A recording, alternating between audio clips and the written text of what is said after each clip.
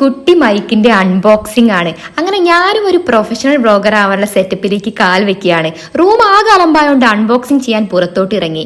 ഇതാണ് എന്റെ നാണം കൂടുതലുള്ള നൻപൻ. ഇവനാണ് മൈക്ക് ഓർഡർ ആക്കിയത്. നിങ്ങളുടെ സ്വപ്നങ്ങളിലേക്കുള്ള ചെറിയ സ്റ്റെപ്പിൽ പോലും നിങ്ങളെക്കാൾ എക്സൈറ്റ്മെന്റ് കാണിക്കുന്ന ഒരു സുഹൃത്ത് നിങ്ങൾക്കുണ്ടോ? ഉണ്ടെങ്കിൽ നിങ്ങൾ ഭാഗ്യം ചെയ്തവരാണ്. റിലേഷൻഷിപ്പിൽ അടപടലം മൂഞ്ചിയെങ്കിലും ഫ്രണ്ട്സിന്റെ കാര്യത്തിൽ ഞാൻ ഭയങ്കര ബ്ലെസ്ഡ് ആണ്. ഇവരൊക്കെ ഉണ്ടല്ലോ എന്റെ വിജയം മോന്റെ വിജയം പോലെ ആഘോഷിക്കുന്ന ടീംസ് ആണ്. സ്പോട്ട് തപ്പി തപ്പി ഞങ്ങൾ കോഴിക്കോട് ബീച്ചിലെത്തി. ഏത് പാതിരാക്കിയും ഇത്രയധികം ആൾക്കാരുള്ള മറ്റൊരു സ്പോട്ട് കോഴിക്കോട് ഉണ്ടാവില്ല.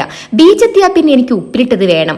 ഉപ്പിലിട്ടതിനോടുള്ള ആക്രാന്തം കാരണം ഞാനും ടോയ്ലറ്റും തമ്മിൽ പണ്ടേ ഒരു അഗാധമായ ബന്ധമുണ്ട്. 2025 പെണ്ണ് സെറ്റായില്ലല്ലോ എന്ന് അറിയിച്ച് കടലിൽ ചാടി ചാവാൻ പോവാണ് ചെക്കൻ. പിന്നെ നെഹദീന്ന് നല്ല കുഴിമന്തി വാങ്ങിത്തരാന്ന് പറഞ്ഞപ്പോൾ ആള് തിരിച്ചു പോന്നു. അൺബോക്സിങ്ങിന് വേണ്ടി ആളൊഴിഞ്ഞ സ്ഥലത്തോട് ചെന്നതും വേറെന്തോ പരിപാടിക്ക് വന്ന എന്നോർത്ത് സെക്യൂരിറ്റി ആട്ടി. അതോടെ ശുഭം. പാവം ഇതും പിടിച്ച് നടക്കാൻ തുടങ്ങിയിട്ട് ഇപ്പൊ 1.5 മണിക്കൂറായി. ഒരു ചായ കുടിക്കാത്തോണ്ട് രാശിയില്ലെന്ന് പറഞ്ഞ് ഞങ്ങൾ ചായ കുടിക്കാൻ കയറി.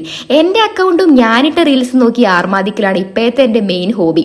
സ്പോട്ട് തപ്പിയുള്ള അലച്ചിൽ പിന്നെയും തുടർന്നു. അവസാനം വളരെ യുണീക്കായി ഈ ബസ് സ്റ്റോപ്പിൽ വെച്ച് രാത്രി 1 മണിക്ക് ആ പെട്ടി അങ്ങ് പൊട്ടിച്ചു. അപ്പോൾ ഇതാണ് ലാർക്ക് M2. 2 മൈക്കും റിസീവറും ഒരു മഫ്ലറും. റിച്ച് സെറ്റപ്പാണ്. കാണാൻ ചെറുതാണേലും 12,000 മുതലാണ്. പക്ഷെ കൊള്ളാം, കിടിലൻ സാധനം. എന്റെ ചങ്ങായി പിന്നെ ഇത് പൊട്ടിക്കുന്ന തിരക്കിലാണ്. ഇനി തിരിച്ച് ഞാൻ ഒറ്റയ്ക്ക് പോകണ്ടേ ചോദിച്ചപ്പോ എന്നാ ഞാനും വരാന്ന് പറഞ്ഞു.